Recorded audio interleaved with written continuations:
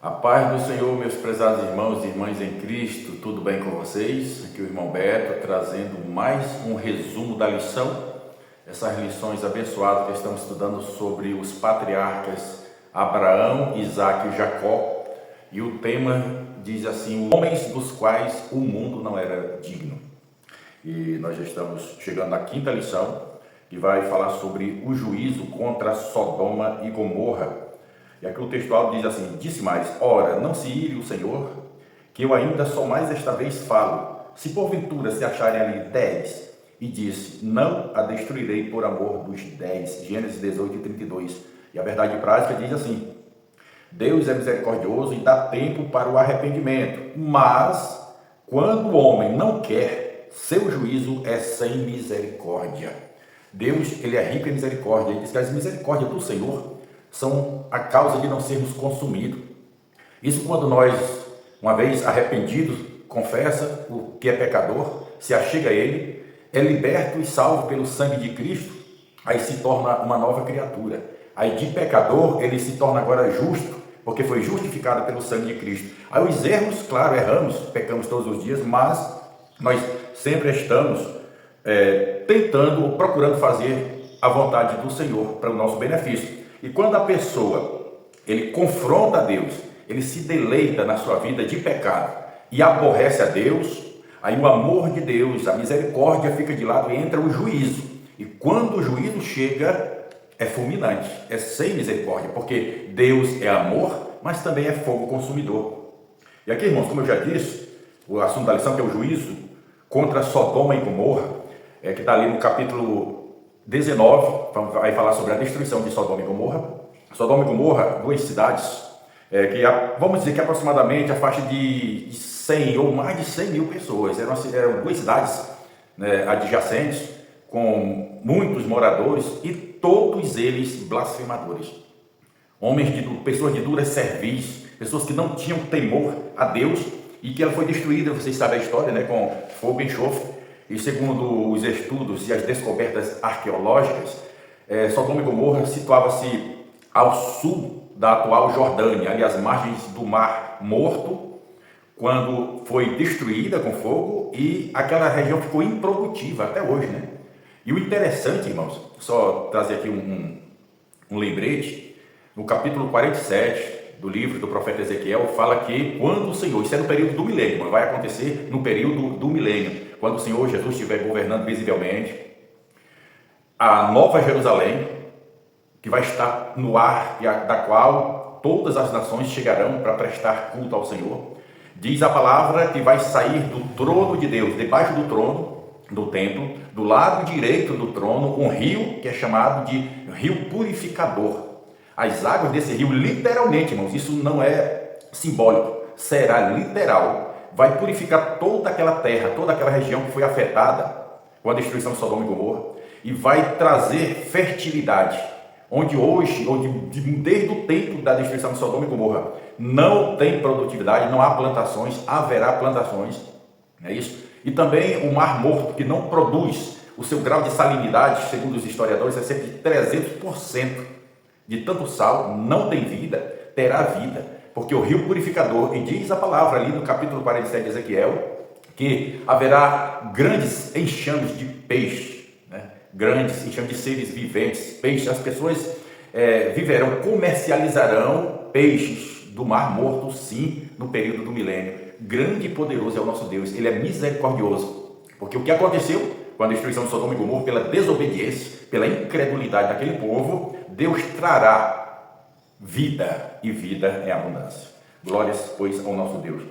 Aqui, a lição tem 3 tópicos, como sempre, O primeiro tópico fala assim: os anjos visitam Abraão.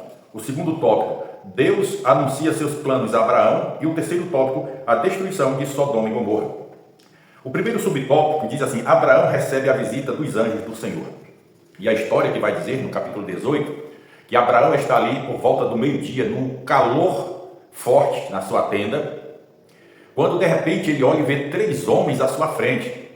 Ele corre ao encontro deles, ali debaixo de uma árvore, e ele se prostra aos pés, porque isso era costume, era a cultura deles. Ele se prostra aos seus pés e pede que ele se acomode ali, que ele vai trazer alimento, né? E ele vai, pede que Sara prepare bolos, e ele vai ali com o seu criado e pega ali um novilho e manda que prepare, né? Aí ele traz coalhada, traz leite e aqueles homens comem. E o que mais é interessante, irmãos, que aqueles homens que a princípio para Abraão eram viajantes, peregrinos, eram o próprio Senhor, na sua triunidade. Vamos usar a palavra trindade, o Pai, Filho e Espírito Santo. Esse é um assunto que até parece mistério, mas quem estuda a Bíblia em profundidade sabe que ali, porque nós estudamos no trimestre passado sobre a trindade. É tanto que quando Abraão se prostra e chama eles de Senhor, ele chama no singular, ele chama Senhor. Ele não diz senhores, ele diz Senhor. Olha o que diz aqui o Abraão, aqui no capítulo 18, do versículo 3. Disse ele: Senhor meu, se achei graça aos teus olhos, rogo-te que não passes de teu servo. Quando Abraão se prostra, ele fala Senhor meu, ele está falando com os três, mas ele fala no singular, vendo que os três era o Senhor. Isso é um assunto para um outro momento, mas só estou dando uma pincelada aqui, como o Abraão se identifica ou identificou aqueles três homens como sendo o Senhor Jeová, o Todo-Poderoso. E ali, essa é a recepção de Abraão com o Senhor. E ele traz ali os alimentos, né? Claro, horas depois, creio que não muito tempo, mas apressou ali em fazer bolo e cozinhar, assar o novilho e os alimentos. Ele trouxe e eles comeram, ainda fala que eles comeram ali, o Abraão vendo tudo, né? Essa recepção calorosa do Abraão, que ele já era a intimidade que ele tinha, né? Então, já era ligado o Espírito de Deus com o Espírito de Abraão, né? Já sabia, já tinha aquela intimidade com o Senhor. Aqui o terceiro subtópico vai falar sobre o riso de Sara, porque o Senhor, depois de conversar com Abraão, ele pergunta, depois de comerem, né? Melhor dizendo, aí o Senhor pergunta a Abraão: cadê Sara? A Sara estava lá na tenda, né? Claro, ouvindo as escondidas a conversa deles. E o Senhor avisa a Abraão que Sara terá um filho, né? Daqui a um ano ela terá um filho. E a Sara ri. Não que ela tivesse rido do Senhor, mas ela ri de si própria, da sua condição física. Ela, de porventura, teria ela filho, sendo ela já, além de estéril, ela já tinha cessado. Se caso ela tivesse filho, mesmo já tinha cessado. Ela já estava agora com 89 anos. O Abraão com 99. Então ela riu da sua condição física. Mas o Senhor diz: porventura é algo demasiadamente para o Senhor difícil? Algo impossível para o Senhor? E ele afirma que ela teria um filho. Ele ainda diz: por que ela riu? Ela diz: não, eu não ri, Senhor. Riu sim, você riu. E ali cessa, né? E como sabemos a história, um ano depois realmente nasceu o filho da promessa, o Isaac, que nós vamos ver nas lições posteriores. O segundo tópico fala: Deus anuncia seus planos a Abraão. Primeiro subtópico: o anúncio da destruição. Porque quando eles conversam com Abraão, ali os três, dois deles olham a direção de Sodoma e Gomorra e caminham para lá. O Abraão encaminha eles até certo ponto, e ali fica Abraão e o Senhor em conversa. E o Senhor diz: porventura eu vou ocultar de Abraão o que eu vou fazer? Ou seja, a destruição de Sodoma e Gomorra, eu vou ocultar a Abraão, sendo que ele vem ser pai de muitas nações. Eu tenho um projeto com Abraão, já falei com ele, já está tudo certo. Então eu não vou esconder dele este plano de destruição de Sodoma e Gomorra. Por quê, irmãos? O Senhor já tinha projetado, já tinha ratificado o juízo contra Sodoma e Gomorra. Da mesma forma que ele ratificou o juízo contra o povo da época de Noé, ele já tinha resolvido destruir com água. Às vezes a pessoa prega e diz que Noé pregava, Deus mandou fazer uma arca e Noé pregava para ver se o povo se arrependesse. Não, Noé não pregou. Eu estou abrindo aqui esse parênteses para mostrar aos irmãos que Deus já tinha determinado. Deus é amor, mas também é fogo consumidor. Ele já tinha decretado o juízo contra o povo do tempo de Noé. Toda a raça humana, ele já tinha decretado que mataria com água, com o dilúvio, como aconteceu. Ele chega para Noé e diz: prepara para ti uma arca de cipreste. Vai entrar tu, os teus filhos, a tua mulher e as mulheres de teus filhos. Pronto, Deus já tinha determinado e assim aconteceu. Da mesma forma, Deus disse assim: descerei para ver se o clamor de Sodoma e Gomorra tem chegado até mim, se confirma ou não. Se não, eu saberei. E desceu para lá o Senhor na forma de dois anjos, né, que nós chamamos de teofania. Deus de forma aparente, Deus de forma corpórea. Ele desce para destruir Sodoma e Gomorra, enquanto o Senhor fica com Abraão. E aqui, irmãos, Deus falando para ele, vou destruir, esse povo tem se avolumado o pecado contra mim, são blasfemadores, vocês não querem saber, então eu vou destruir. Segundo tópico, o pecado leva à destruição.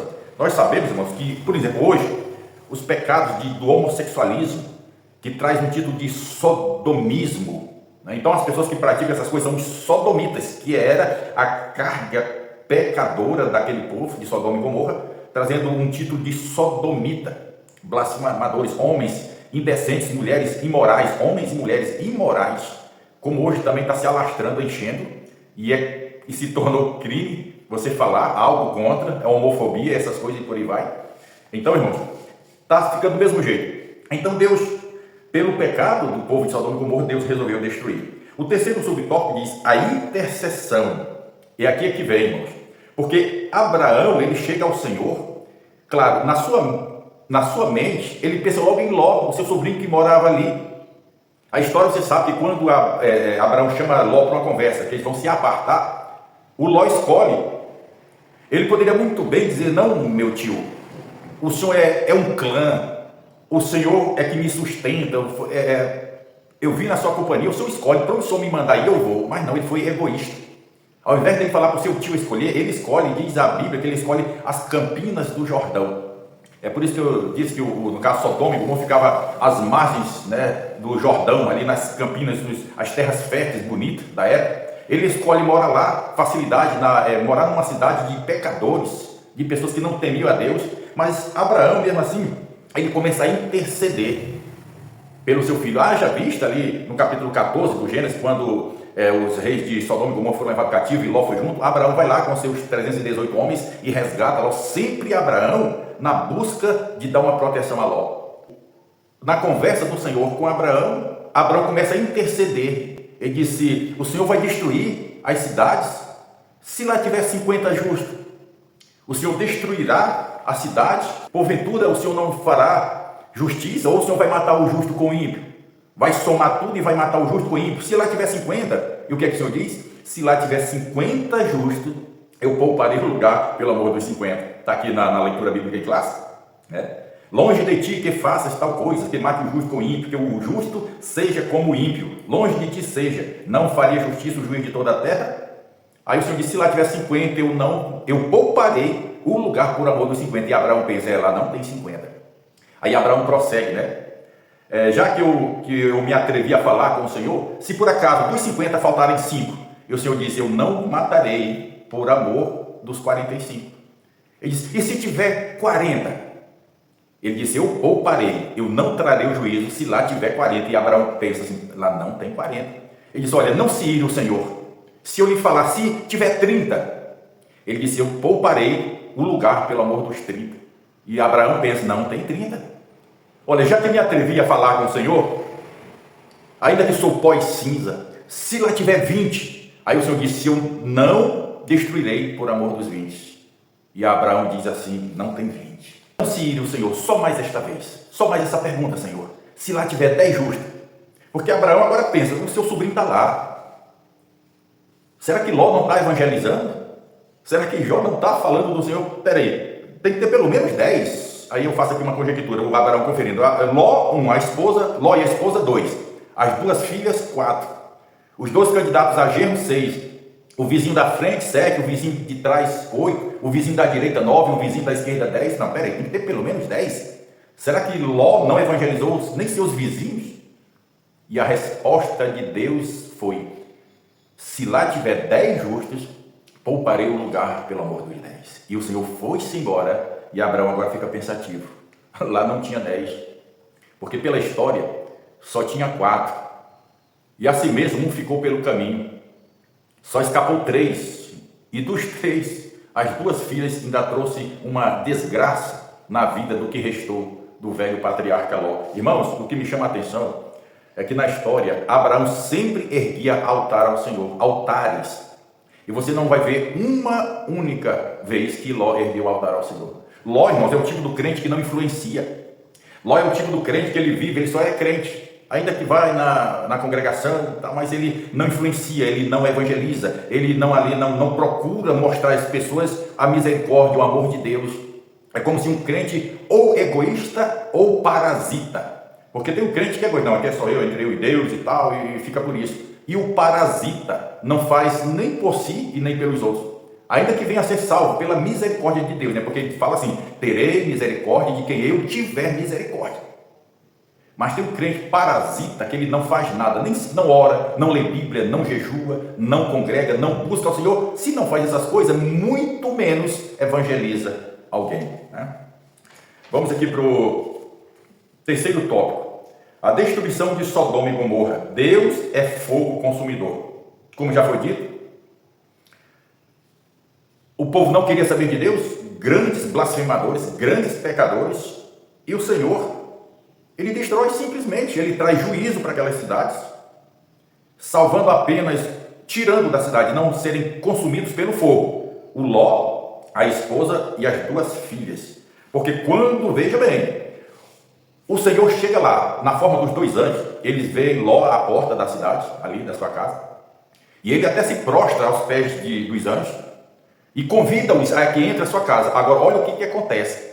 Eles entram, senhores, meus senhores, veja como eu falei anteriormente, quando Abraão se prostra aos pés dos três, ele diz, Senhor meu, ele fala no singular, para os três, Senhor meu. Quando os dois chegam à frente de Ló, ele diz, meus senhores. Olha, ele já não tinha aquela visão, mesma visão que Abraão. A visão do crente Ló era totalmente diferente, uma visão singela, singular, assim, a visão de Deus. Não tem o conhecimento. É igual o crente que só fala Deus, Deus, Deus, ele não conhece Jesus. Ele quase não fala no Espírito Santo. Ele não conhece o Espírito Santo. Ele não tem intimidade, não conhece Jesus, não tem intimidade, né? É Deus, Deus, Deus, Deus, Deus, Deus, Deus. Da mesma forma. Meus senhores, peço que entrem em minha casa. Sabe qual foi a resposta dele? Na tua casa não entraremos, antes passaremos a noite na rua. Tem pessoas, irmãos, crentes, que o Senhor não quer entrar na casa, que o Senhor já não entra, não faz morada.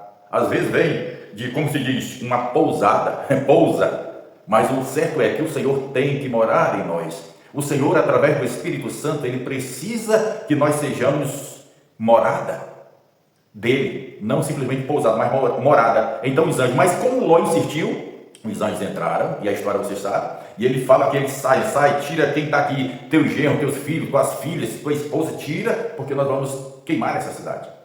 E como eles se demoravam, e a história diz que o Ló até falou para os seus candidatos a genro, e passou como que se estivesse gracejando. Eles não deram ouvido, e quase ao amanhecer do dia, os anjos pegam nas mãos de Ló e da esposa, o outro anjo pega nas mãos das duas filhas, e arrastam para fora da cidade, e diz, olha, vai lá para a montanha. O Ló ainda questiona para ir para uma cidadezinha pequena, quer zoar, tudo, para escapar, e os anjos dizem, não, tudo bem, vamos para lá. Só que depois, o Ló resolve ir para a montanha, os anjos dizem, olha, vai, escapa-te por tua vida. E aqui o segundo subtópico vai dizer que foi uma catástrofe sem igual. Como eu disse anteriormente, até hoje, a região dali, de Sodoma e Gomorra, é uma região improdutiva. Mas que haverá produção no período do milênio, quando o Senhor transformará, porque tudo que o Senhor traz é bênção. Se a terra foi amaldiçoada, ela será abençoada para a produtividade. O terceiro e último subtópico diz, transformada em estátua de sal. Aqui quando os anjos falam para Ló, escapa-te por tua vida, não olhes para trás, nem te detenhas em toda esta região, porque tudo aqui vai ser consumido. E a Bíblia diz uma história que muitos pregam e acreditam, que a mulher de Ló olhou para trás e se transformou numa estátua de sal. Esta é a verdade, esta é a realidade. Mas a minha pergunta é, será que a mulher de Ló, que não tem nome, ela se transformou numa estátua de sal somente porque olhou para trás? A outra pergunta, será que Ló e as duas filhas também não olharam para trás? Eu estou falando no sentido literal, de olhar mesmo para trás. Claro que olharam. Muita gente pensa que ela só foi transformada numa estátua de sal simplesmente porque olhou para trás. Irmãos, não é isto. E eu afirmo para vocês que não é isto.